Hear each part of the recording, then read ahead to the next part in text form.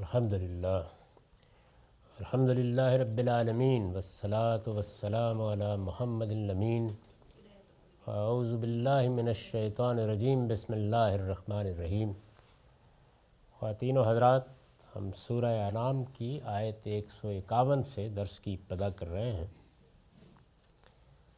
اس سے پیچھے یہ بیان ہوا تھا کہ اللہ تعالیٰ نے جب اس دنیا کو امتحان کی اسکیم پر بنایا ہے تو اب وہ جبر نہیں کرتا۔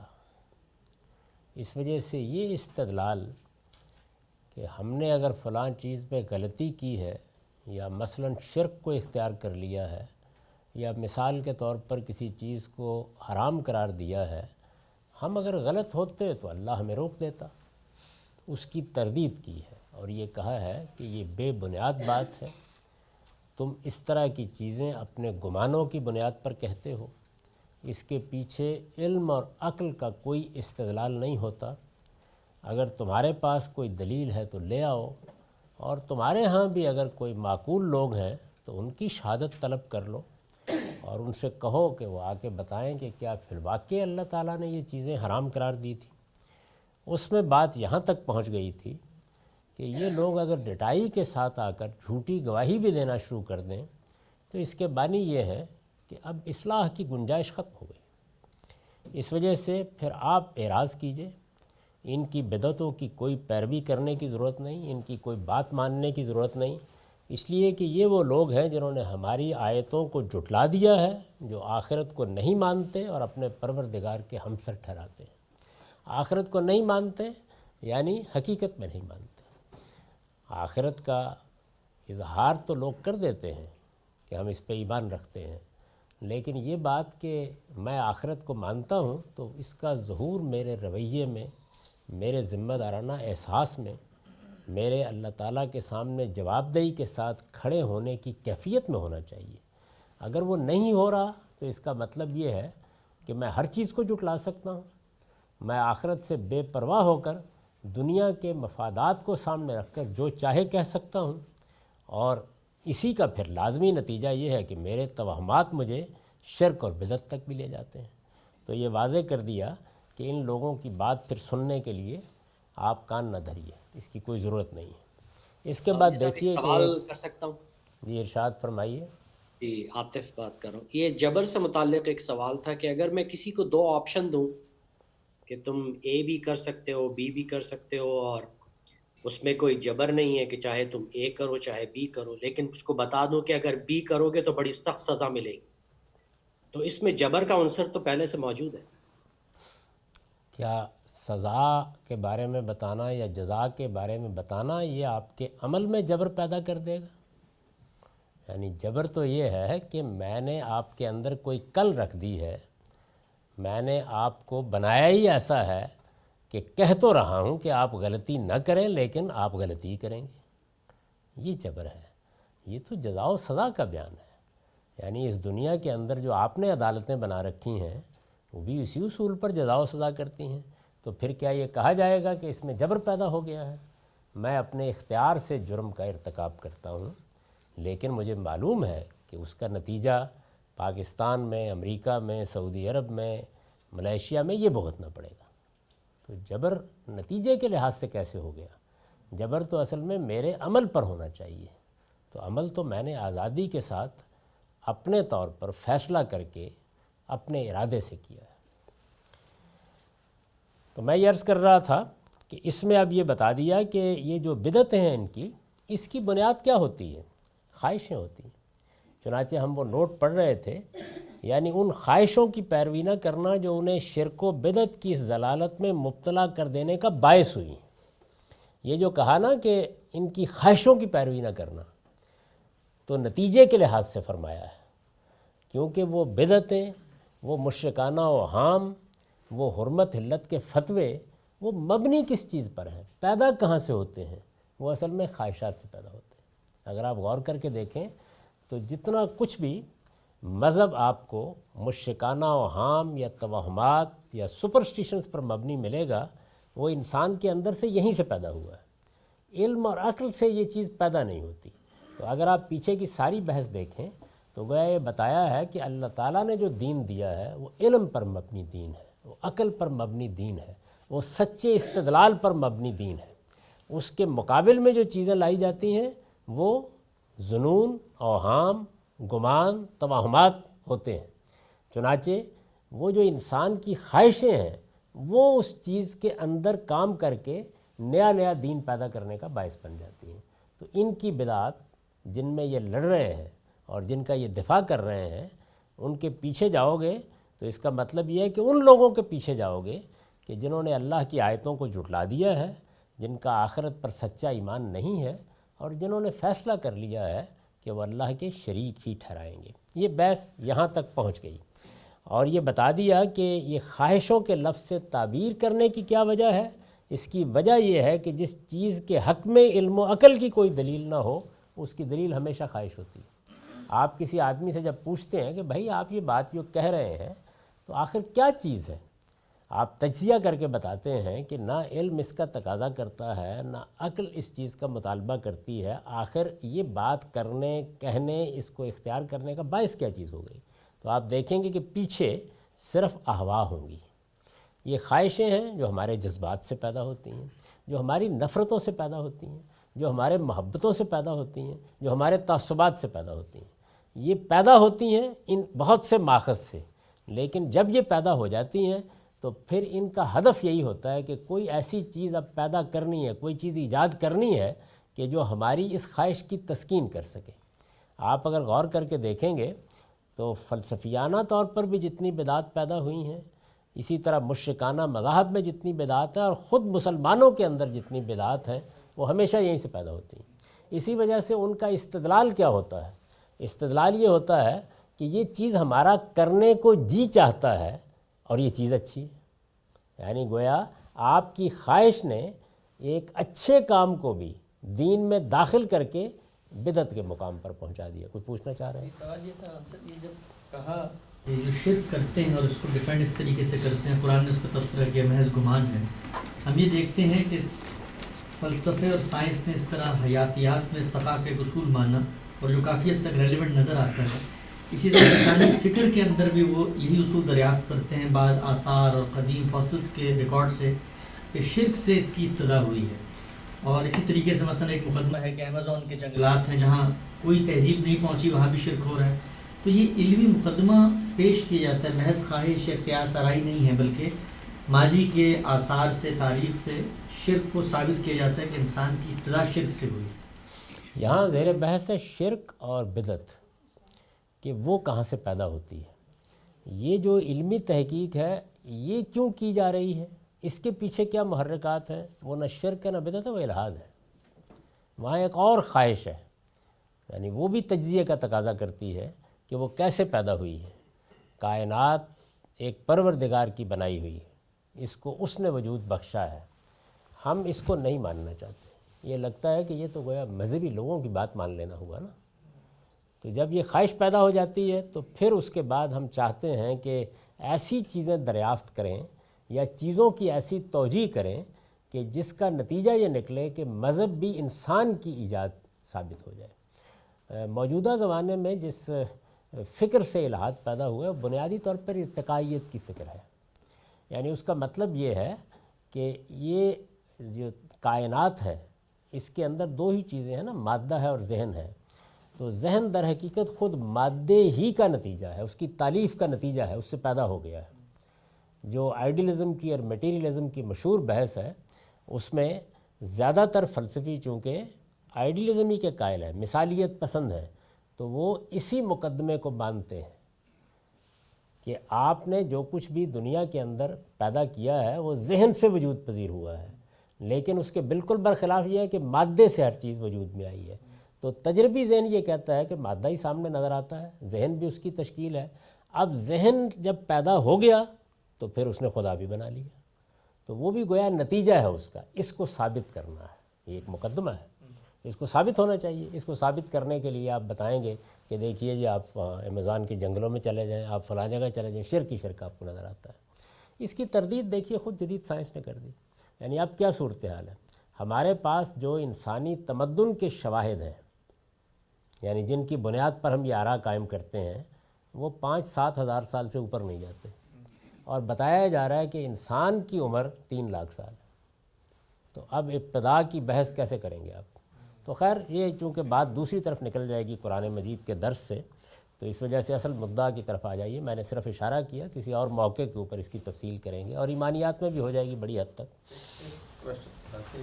آپ نے ان یتبعون الا الظن کا ترجمہ گمان سے کیا ہے، اور اس سے جو سمجھ آ رہی ہے وہ نیگیٹو جو گمان انسان کے اندر ہوتا ہے، جبکہ قرآن مجید میں ظن کو اکثر پازیٹیو معنی میں استعمال کیا گیا ہے، تو اس کو کیسے وہ کریں؟ یہاں تو یہ نہیں کہا گیا کہ ظن کی پیروی کرتے ہیں، صرف ظن کی پیروی کرتے ہیں، یعنی ظن قیاس کا نام ہے۔ ظن کے اندر سے در حقیقت ایک گمان پیدا ہوتا ہے، اس کی بنیاد علم پر ہونی چاہیے۔ علمی مقدمات پر بنیاد ہے تو یہ بڑی قابل تحسین چیز ہے، علم اس سے آگے بڑھتا ہے۔ علم کی بنیادیں ہی دو ہیں، اصل میں ہمارا جتنا علم ہے اس کی بنیادیں ہی دو ہیں۔ صحیح مقدمات جو تجربے اور مشاہدے سے نکل آتے ہیں، ان کی بنیاد پر قائم ہونے والا قیاس، جس کو آپ ظن بھی کہہ سکتے ہیں۔ جس طریقے سے ہم اس کائنات کو دیکھتے ہیں اور کائنات کو دیکھنے کے بعد یہ گمان کرتے ہیں کہ اس کا ایک خالق ہونا چاہیے، یہ وہ گمان ہے جس کی قرآن تعریف کرتا ہے۔ لیکن اگر یہ چیز بنیاد میں موجود ہی نہیں ہے، یعنی کوئی کائنات نہیں، نیچے کوئی حقائق نہیں ہے، کوئی مشاہدہ نہیں ہے، کوئی تجربہ نہیں ہے، اور آپ نے گمان کر لیا، تو یہ ہے محض گمان۔ اس لیے یہاں پر حصر کا اسلوب اختیار کیا، یعنی اگر کوئی علم کی بنیاد ہے تو اپنے گمان کی بنیاد بتاؤ، یہی کہا ہے نا، فَتُخْرِجُهُ لَنَا، علم کی بنیاد ہونی چاہیے پیچھے، تم تو صرف گمان پر کھڑے ہو۔ تو یہ گمان محض وہ ہے جس کو موضوع بنایا گیا۔ بحث جہاں پہنچ گئی تھی، اس کے بعد اب قرآن مجید نے ایک بہت خوبصورت گریز کیا ہے، اور یہ دیکھیے کہ وہی حقیقت میں تمام مذہبی طبقے کا مسئلہ ہوتا ہے۔ یہ جو لوگ زیر بحث ہے، میں کئی مرتبہ توجہ دلا چکا ہوں کہ اس چیز کو سررشتہ کلام کے طور پر لے کے چلیے کہ مخاطبین کون ہیں، کون لوگ ہیں جن سے بات ہو رہی ہے، جن کے ساتھ استدلال کیا جا رہا ہے، کیونکہ انہی کے مسلمات، انہی کے مقدمات اور انہی کی بدعات زیر بحث آئیں گی۔ وہ جو بات کر رہے ہوتے ہیں اس میں جو چیزیں ان کے ہم مانی ہی ہوتی ہیں، بسا اوقات انہی کو استدلال کی بنیاد بنا کے بات کی جاتی ہے۔ تو یہ لوگ جو ہیں یہ مذہبی لوگ ہیں، یعنی اگر یہ مشرکین عرب میں ہوں تب بھی ایک مذہبی روایت کے امین ہیں، اگر یہ یہود میں سے ہوں تو وہ تو کتابوں کے حاملین ہیں، قرآن مجید ان کو خود اہل کتاب کہتا ہے۔ تو اس طرح کے لوگوں کے ہاں جب ایک فقہ بن جاتی ہے تو اکثر آپ نے دیکھا، یہود کی تاریخ پڑھیں وہاں بھی آپ کو یہ بات نظر آئے گی، انبیاء علیہ السلام نے جو کچھ انبیاء کے صحائف میں ان پر تبصرے کیے ہیں ان میں بھی یہ بالکل نمایاں ہے۔ وہی بات جو سید نے مسیح نے کہی ہے کہ سونف اور زیرے میں دہ یکی کتنی ہوگی، یہ بحث بہت ہوتی ہے۔ مچھر کے مارنے سے کیا نکلتا ہے، یہ بحث بہت ہوتی ہے۔ ایک سوئی کی نوک پر کتنے فرشتے بیٹھ سکتے ہیں، یہ بحث ہو جائے گی۔ یعنی مذہبی ذہن کا ایک خاص انداز ہے۔ حرمتوں کے معاملے میں بھی اس پر بہت جذباتیت ہوگی کہ یہ دیکھیے یہ فلاں خاتون نے لباس کیسا پہنا ہوا ہے، یعنی یہ چیزیں بہت زیر بحث آئیں گی۔ اسی طرح موسیقی حرام ہے، شاعری حرام ہے، فلاں چیز میں دیکھیے کیا لغویات ہیں، ان چیزوں کے بارے میں، چیزوں کی حرمت حلت کے معاملے میں بڑی حساسیت ہوگی۔ یہ ہوتا ہے نا، یعنی مسلمانوں کے عام مزاج کو بھی دیکھیے کہ گوشت حلال ڈھونڈ رہے ہوں گے، غیبت کرتے وقت نہیں احساس ہوگا کہ یہ اس سے بڑی حرمت ہے، کسی غریب کا حق مارتے ہوئے نہیں احساس ہوگا، یہ اس سے بڑا فیصلہ ہے جو آپ کر رہے ہیں۔ قرآن مجید نے بالکل یہی گریز کیا ہے۔ آپ آگے دیکھیے، یعنی یہ ساری حرام کی بحث کر لی، یہ بتا دیا کہ تمہارے توہمات علم پر مبنی نہیں ہیں، یہ تمہاری اپنی تخلیق ہے۔ اس کے بعد یہ بتایا کہ آؤ میں بتاتا ہوں تمہیں تمہارے رب نے حرام کیا کیا ہے۔ قُلْ تَعَالَوْا أَتْلُ مَا حَرَّمَ رَبُّكُمْ عَلَيْكُمْ، یعنی یہ کن بحثوں میں پڑے ہوئے ہو اور کن چیزوں کو موضوع بنا رہے ہو اور کن کے اوپر یہ طوفان برپا کر رکھا ہے، ان سے کہو کہ آؤ میں تمہیں سناؤں کہ تمہارے پروردگار نے تم پر کیا حرام کیا ہے۔ گریز کیا۔ اب اس کے بعد جو چیزیں بیان کی ہیں اگر آپ غور کر کے دیکھیں تو وہ سب کی سب وہ اخلاقیات ہیں، وہ ہمارے معاملات ہیں جن کے ذریعے سے اس دنیا کو اللہ تعالیٰ پاکیزہ رکھنا چاہتے ہیں۔ یعنی اخلاقی تطہیر کے تمام پہلو اب اللہ تعالیٰ زیر بحث لے آئے ہیں۔ دین کی جو اصل دعوت ہے اس کی طرف توجہ دلائی ہے کہ یہ حرمتیں حلتیں کہ چربی حرام ہے یا نہیں ہے، اور کتنی ہو تو حرام ہے، اور ہڈیوں سے لگی ہو تو حلال ہے، یہ بحثیں جو ہے یہ کر لی تم نے جتنی کرنی تھی، اس کی حقیقت بھی تم پر واضح کر دی، لیکن اب آؤ میں تمہیں سناؤں کہ تمہارے پروردگار نے حرام کیا کیا ہے۔ ان سے کہو کہ آؤ میں تمہیں سناؤں کہ تمہارے پروردگار نے تم پر کیا حرام کیا ہے۔ قل تعالوا اتل ما حرم ربکم علیکم، کیا حرام کیا ہے؟ اللہ تشرکوا بہ شیئا، یہ کہ کسی چیز کو اس کا شریک نہ ٹھہراؤ۔ اب ظاہر ہے کہ وہاں ہے کیا، یہ اصل میں شرک ہے کہ جس کے بارے میں حساسیت نہیں ہے، لیکن اس کے نتیجے میں جو توہمات ہیں ان پر بہت بحث ہے۔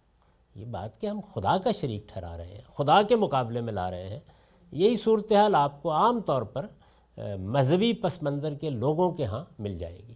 یعنی آپ چھوٹی چیزوں کے بارے میں ان کو بہت حساس دیکھیں گے۔ سیدنا مسیح نے جو پہاڑی کے بعض میں تصویر کھینچی ہے اپنے زمانے کے فریسیوں اور فقیہوں کی، اس کو کبھی موقع ملے تو متی کی انجیل میں پڑھیے اور پھر دیکھیے کہ وہ کیا ذہنیت ہے جو زیر بحث آ گئی ہے۔ اس پر میں نے ایک نوٹ لکھا ہے، مطلب یہ ہے کہ تمہارے پروردگار کی حرام کی ہوئی چیزیں وہ نہیں ہیں جو تم اپنے توہمات کی بنیاد پر حرام قرار دے رہے ہو۔ یعنی تنبیہ کیا کی ہے کہ یہ جو تم نے اپنی خواہشوں سے اور تم نے اپنے توہمات سے اور تم نے اپنے گمانوں سے چیزیں حرام ٹھہرا لی ہیں اور جن پر بہت بحث کر رہے ہو، وہ حرام نہیں ہیں، بلکہ اصل حرمتیں یہ ہیں جو اللہ نے اپنی شریعت میں قائم کی ہیں۔ اور یہ اصل حرمتیں کون سی ہیں؟ ابراہیم علیہ السلام نے جس دین پر تمہیں چھوڑا تھا اس میں بھی یہ سب چیزیں حرام تھیں، تمام شرائع الہی میں یہ ہمیشہ اسی طرح حرام مانی گئی ہیں۔ یعنی اب جو آگے باتیں بیان کی جا رہی ہیں تو فرمایا کہ یہ دین ابراہیمی میں بھی حرام تھی، یہ یہاں بھی حرام ہے، اور یہ وہ چیزیں ہیں کہ جو اللہ کی شریعتوں میں ہمیشہ حرام رہی ہیں۔ تو اصل دین کی طرف توجہ دلائی، یعنی نامعقول بحثوں سے نکلو اور اس اصل دین کو سنو۔ پہلی چیز کیا ہے؟ یہ کہ کسی چیز کو اس کا شریک نہ ٹھہراؤ۔ اللہ تعالیٰ کے ساتھ کسی کو الہ مانا جائے، معبود مانا جائے، تو قرآن اپنی اصطلاح میں اسے شرک سے تعبیر کرتا ہے۔ یعنی ہمارے ہاں جو کلمہ ہے وہ یہی ہے نا کہ لا الہ الا اللہ، اللہ کے سوا کوئی الہ نہیں ہے۔ تو گویا شرک کیا ہے کہ اللہ کے ساتھ کسی کو الہ مانا جائے۔ اب یہ ضرورت ہوئی کہ یہ سمجھا جائے کہ الہ ماننا کیا ہے، تو میں نے اس کی وضاحت کی ہے۔ اس کے معنی یہ ہے قرآن مجید کی روشنی میں کہ قرآن مجید کس چیز کو کہتا ہے کہ کسی کو الہ مان لیا جائے۔ اس کے معنی یہ ہے کہ کسی کو خدا کی ذات سے یا خدا کو اس کی ذات سے سمجھا جائے۔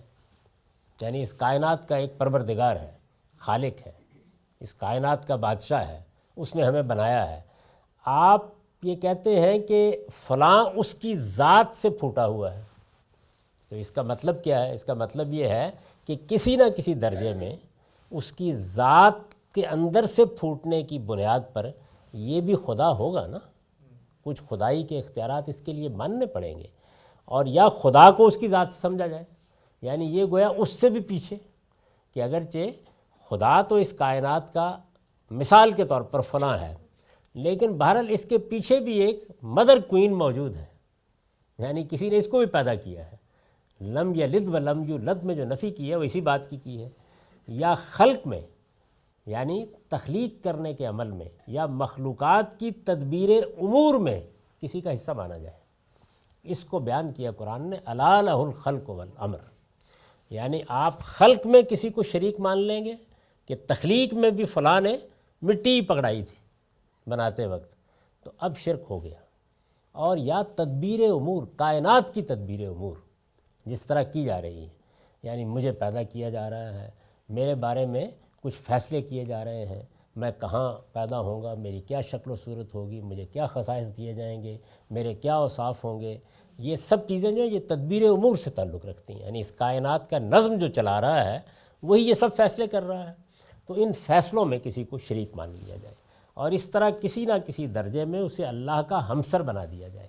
یعنی یہ ان میں سے کوئی چیز بھی آپ مانیں گے، خلق میں کہیں کوئی حصہ ہے، مخلوقات کی تدبیر امور میں کوئی حصہ ہے، اپنے وجود میں آنے میں خدا کی ذات سے صادر ہونے کی نوعیت پیدا ہو گئی ہے، تو اب ہمسری ہو جائے گی۔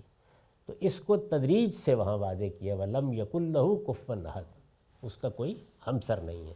تو پہلی بات یہ بتائی کہ کسی چیز کو اس کا شریک نہ ٹھہراؤ. دوسری کیا ہے؟ وَبِالْوَالِدَيْنِ احسانہ، اور والدین کے ساتھ حسن سلوک کرو. یہ جو میں نے شرک کی تعریف کی، یہ ایک بڑا مارکہ آرا مسئلہ ہے ہمارے ہاں. میرے جلیل القدر استاذ مولانا امین حسن اصلاحی نے ایک پوری کتاب لکھی ہے حقیقت شرک.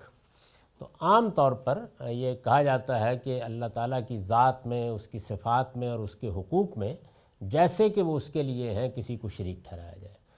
عام طور پر علم کیا کرتا ہے، یعنی جب کچھ حقائق بیان کر دیے جاتے ہیں جیسے قرآن مجید نے بیان کیے ہیں، تو پھر کوشش کی جاتی ہے کہ اس کو ایک تعریف یا ایک ڈیفینیشن میں لے آیا جائے تاکہ ایک طالب علم دین کو سمجھنے والا اس کو اپنی گرفت میں لے سکے. مجھے اس سے اتفاق نہیں ہوا، یہ ایک الگ بحث ہے، وہ انشاءاللہ کسی موقع پر کریں گے. میرے نزدیک اس کی صحیح تعریف یہ ہے، یعنی کسی کو خدا کی ذات سے یا خدا کو اس کی ذات سے سمجھا جائے، یا خلق میں یا مخلوقات کی تدبیر امور میں کسی کا کوئی حصہ مانا جائے. تو گویا 4 چیزیں ہوئیں جن سے متعلق ہر مسلمان کو متنبہ رہنا چاہیے شرک اور توحید کی بحث میں. ایک یہ کہ کسی کو خدا کی ذات سے نہ مانے. چنانچہ سیدنا مسیح علیہ السلام کے بارے میں نصارہ کی کیا غلطی ہے جس کو اللہ تعالیٰ نے کفر قرار دے دیا؟ وہ یہی ہے کہ انہوں نے یہ کہا کہ سیدنا مسیح علیہ السلام گویا اللہ تعالیٰ کے وجود کی تجسیم ہے، وہ جسدی ظہور ہے، جسمانی ظہور ہو گیا ہے خود ذات خداوندی کا. ذات خداوندی نے یہ صورت اختیار کر لی. اچھا، اسی طریقے سے آپ دیکھتے ہیں کہ بہت سی جو مذہبی قومیں ہیں ان کے مذاہب میں بھی یہ تصورات ہیں.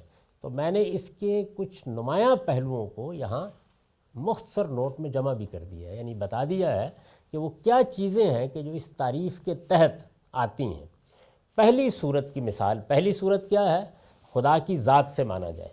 پہلی صورت کی مثال سیدنا مسیح، سیدہ مریم اور فرشتوں کے بارے میں عیسائیوں اور مشرکین عرب کے عقائد ہیں. اگر آپ اطلاقی طور پر، انسان چونکہ مثال سے سمجھتا ہے، تو یہ بات کہ کسی کو خدا کی ذات سے مانا جائے، اس کی کیا نوعیت ہوگی؟ تو اس کے بارے میں نے عرض کیا ہے کہ پہلی صورت یعنی کسی کو خدا کی ذات سے یا خدا کو اس کی ذات سے سمجھا جائے، دونوں کے درمیان کوئی ذاتی تعلق پیدا کر دیا جائے کسی بھی پہلو سے. تو سیدنا مسیح، سیدہ مریم اور فرشتوں کے بارے میں، فرشتوں کو خدا کی بیٹیاں کہتے تھے وہ، یعنی وہاں پر بھی یہی تعلق پیدا کر دیا گیا تھا. عیسائیوں اور مشرکین عرب کے عقائد، صوفیوں کا عقیدہ وحدت الوجود بھی اسی قبیل سے. یعنی وہ کیا کہتے ہیں؟ وہ یہ کہتے ہیں کہ ذات بہت یا وجود محض جب اس کے ساتھ کسی نوعیت کے اوصاف اور تعینات کا ظہور نہیں ہوا، تو ذات خداوندی اس صورت میں تھی. اس نے جب ظہور کیا تو جس جسد کو یا جس پیرہن کو یا جس لباس کو اختیار کیا وہ کائنات. تو اس لحاظ سے گویا وہی بات جو مسیحی صرف سیدنا مسیح کے بارے میں کہہ رہے تھے یا سیدہ مریم کے بارے میں کہہ رہے تھے، وہ پوری کائنات کے بارے میں کہہ دی. اس کے پیچھے نو افلاطونی فلسفہ، اس کے تصورات تھے، اس وجہ سے یہ بات عام طور پر قبول بھی کر لی گئی. اچھا، پھر یہ کہ اس کو پیش اس طریقے سے کیا گیا جیسے کہ وہ کرتے ہیں، ان کے ساتھ بھی آپ گفتگو کریں تو وہ آپ کو قائل کر دیں گے کہ ہم تو توحید ہی کے ماننے والے ہیں. لیکن قرآن مجید نے یہ بتا دیا کہ یہ کہنے سے نہیں توحید کے ماننے والے ہو جاتے. آپ کو ان چیزوں کی بنیاد کے اوپر شرک اور توحید کا فیصلہ کرنا ہے. یعنی آپ کسی چیز کو خدا کی ذات سے یا خدا کو اس کی ذات سے قرار دیں گے، آپ خدا کے خلق کے عمل میں یعنی چیزوں کو بنانے کے عمل میں، اس نے مادے کو وجود بخشا، اس نے مادے پر تصرفات کیے، اس نے حیات پیدا کی، اس نے شعور پیدا کیا، اس کے پیدا کرنے میں یا یہ جو نظم چلایا جا رہا ہے کائنات کا، جو نظر نہیں آتا ہمیں، غیر مرئی طور پر جو نظم چلایا جا رہا ہے، یہ اس نظم میں کسی کو حصے دار مانیں گے تو یہ شرک ہے. آپ کوئی سوال پوچھنا چاہ رہے ہیں؟ یہ بہائی لوگ بھی یہ سمجھتے ہیں کہ بہاءاللہ اللہ تعالیٰ کا ظہور ہے، یعنی انکارنیشن. جی بالکل ایسے ہی بے شمار ہیں. یعنی یہ آپ جہاں دیکھیں گے اسی کا کوئی نہ کوئی پہلو آپ کو نظر آ جائے گا. یہ اوتاروں میں، اس طرح کے لوگوں میں. تو میں نے اس کی طرف اشارہ کیا کہ پہلی صورت کیا ہے؟ خدا کی ذات سے کسی کو مانا جائے یا خدا کو اس کی ذات سے سمجھا جائے. یہ پہلی صورت ہے. اس کی مثال سیدنا مسیح، سیدہ مریم اور فرشتوں کے بارے میں عیسائیوں اور مشرکین عرب کے عقائد ہیں۔ صوفیوں کا عقیدہ وحدت الوجود بھی اسی کے قبیل سے ہے، یعنی وحدت الوجود فلسفے کی سطح پر ایک بڑی سائنٹیفک چیز ہے، اور بڑی حد تک جو فلسفیانہ سوالات ہیں ان کا جواب مل جاتا ہے اس کے نتیجے میں۔ اس لیے جو بڑے ذہین لوگ ہیں وہ متاثر بھی ہوتے ہیں اس سے، لیکن حقیقت کیا ہے؟ حقیقت یہ ہے کہ قرآن مجید نے سیدنا مسیح سے متعلق اسی نوعیت کے استدلال پر تبصرہ کر کے کہ یہ کفر ہے بتا دیا ہے کہ یہ بھی شرک ہے، یعنی اس میں کوئی شبہ ہی نہیں ہے، اس لیے کہ یہ چونکہ حقیقت نہیں ہے اور آپ نے اپنے گمان سے یہ فرض کر لیا ہے کہ ذات خداوندی کا ظہور کائنات میں ہوا ہے، یعنی ذات خداوندی سے کائنات کی تخلیق ہوئی ہے، وہ خالق اور مخلوق کا تعلق رکھتا ہے اس کے ساتھ، وہ اس کو عدم سے وجود میں لے آیا ہے، یہ بات آپ کی گرفت میں نہیں آئی تو آپ نے اس طرح اس کو لے لیا ہے، لیکن یہی تو شرک ہے اور کیا چیز ہے۔ یہ جو صوفیہ کا بھی آپ نے ذکر کیا، وہ تھوڑا سا ذرا بتائیں گے کہ ان کا کیا ہے مطلب پوائنٹ آف ویو یا کیا نظریہ ان کا؟ یہ وحدت الوجود کا مطلب یہ ہے کہ یہ جو عالم آپ کو نظر آتا ہے اس کی کوئی حقیقت نہیں ہے، یہ اصل میں ذات خداوندی، ذات بہت، ذات خالص ہے جس نے تعینات قبول کر لی ہیں، اور اس طریقے سے گویا یہ جسم ہے اس ہستی کا جو آپ کو نظر آ رہا ہے، تو یہ وحدت الوجود کا نقطہ نظر ہے، اس پر اس کی میں نے مثال دی ہے، اسی کے قبیل سے ہے۔ کیا یہ ایسے ہی ہے جیسے کہتے ہیں کہ عالم تمام حلقہ دام خیال ہے؟ جی ہاں بالکل، وہ تو ہمارے یہاں کی بڑی شاعری ہوئی ہے اس کے موضوع کے اوپر، بے دل نے، غالب نے، اس سے پہلے بہت سے صوفی شعراء نے اس کو بہت بیان کیا ہے۔ جی یہ اصل میں اگر آپ ان تمام کے اوپر دیکھیں تو یہ ایک دوسرے کے ساتھ ریلیٹ کر رہے ہیں، یعنی ذات خداوندی کے اندر سے ایک چیز صادر ہو گئی ہے، ذات خداوندی خود ان کے ذریعے سے ظہور پذیر ہو رہی ہے کائنات کے اندر، تو یہ ایک ہی چیز ہے۔ دوسری صورت کی مثال، دوسری صورت کیا ہے؟ خلق میں شریک مانے یا مخلوقات کی تدبیر امور میں کہ معاملات کو چلا کون رہا ہے۔ دوسری صورت کی مثال ہندوؤں میں برہما، وشنو، شیو، اور مسلمانوں میں غوث، قطب، ابدال، داتا اور غریب نواز جیسی ہستیوں کا عقیدہ ہے۔ یہ دوسری صورت کی مثال ہے کہ آپ کچھ مخلوقات میں سے ہستیوں کو اٹھاتے ہیں اور اٹھا کر یا خلق میں شریک بنا دیتے ہیں یا تدبیر امور میں شریک بنا دیتے ہیں، دونوں میں سے ایک کام کریں گے، اس کے بغیر یہ ہو نہیں سکتا، عقیدہ ہے۔ ارواح خبیثہ، نجوم و کواکب اور شیاطین کے تصرفات پر ایمان کو بھی اسی کے ذیل میں سمجھنا چاہیے، یعنی یہ ذیلی طور پر جو شرک پیدا ہوتا ہے وہ یہ ہے کہ فلاں چیزیں جو ہے وہ اصل میں ہماری کائنات کا نظام جو ہے اس میں خلل انداز ہو جاتی ہیں، یہ جتنے اس طرح کے اکلٹ سائنسز ہیں ان کے پیچھے جو تصورات ہوتے ہیں جس کو یؤمنون بالجبت والطاغوت کہا ہے، وہ سب کے سب اسی کے تحت آ جاتے ہیں جتنے بھی ہیں۔ تو یہ چند مثالیں دی گئی ہیں یہاں، چونکہ قرآن مجید زیر بحث ہے، شرک پر کوئی خطبہ دینا مقصود نہیں ہے، تو محض میں نے اشارہ کر دیا۔ میزان میں جب شرک کی بحث آئے گی اخلاقیات میں تو اس میں ہم زیادہ تفصیل سے اس کو دیکھیں گے کہ کیا چیز مقصود ہے۔ اگر کسی کو یہ کہا جائے گا کہ اس میں تو دو یعنی ظالمانہ پہلو ہوں گے، ایک یہ کہ خود خدا کی آپ نے ماہیت طے کر دی کہ وہ نور ہے، جبکہ اللہ تعالیٰ تو یہ بات نہیں مانتے، اللہ تعالیٰ اپنی ذات کے لحاظ سے کیا ہے یہ کوئی نہیں جانتا۔ یہ جو قرآن مجید کی آیت اللہ نور السماوات والارض، اس کا مطلب یہ نہیں ہے کہ اللہ کی ماہیت یہ ہے کہ وہ نور ہے، اس کا مطلب یہ ہے کہ اللہ پر ایمان جو ہے وہ کائنات کی روشنی ہے۔ جب آپ اللہ کو مان لیتے ہیں تو اس کے نتیجے میں ظلمت دور ہو جاتی ہے، راستہ صاف ہو جاتا ہے، کائنات کی توجیہ ہو جاتی ہے، ہر چیز واضح ہو جاتی ہے، پتہ چل جاتا ہے کہ یہ کائنات کیا ہے، یہ اس کا مطلب ہے۔ چنانچہ آگے اس آیت کو پڑھیے، اس کے اوپر عطف کیا ہے والذین کفروا، یعنی وہ ایمان اور کفر کی مثال ہے، نہ کہ یہ ہے کہ اللہ نور ہے۔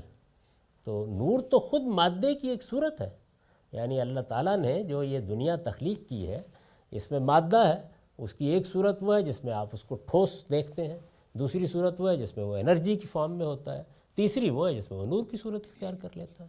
تو یہ مادے ہی کی مختلف صورتیں ہیں، تو اللہ تعالیٰ کو آپ نے نور قرار دے دیا، اس کے بعد اس کے اندر سے ایک اور نور پیدا کر لیا۔ تو اللہ تعالیٰ کی ذات کے بارے میں جو قرآن نے ہمیں بتایا وہ یہ ہے کہ لیس کمثلہ شیء، یعنی کوئی بنیاد ہی نہیں ہے اللہ تعالیٰ کو قیاس کرنے کے لیے۔ آپ کے پاس، وہ ان سب چیزوں سے ماورا ہے، زمان سے ماورا، مکان سے ماورا، وہ ان تمام چیزوں سے بالا تر ہوگا، تبھی وہ اس کائنات کے خالق کی حیثیت سے آپ کے تصور کے اندر آئے گا۔ تو یہ بیان کیا اس کو۔ یہ بحث چلی ہی تھی ابھی، اور بہت سی دوسری چیزیں بھی اس میں زیر بحث آ گئیں، اور ہمارا وقت ختم ہو گیا۔ اقول قولی ھذا واستغفر اللہ لی ولکم ولسائر المسلمین۔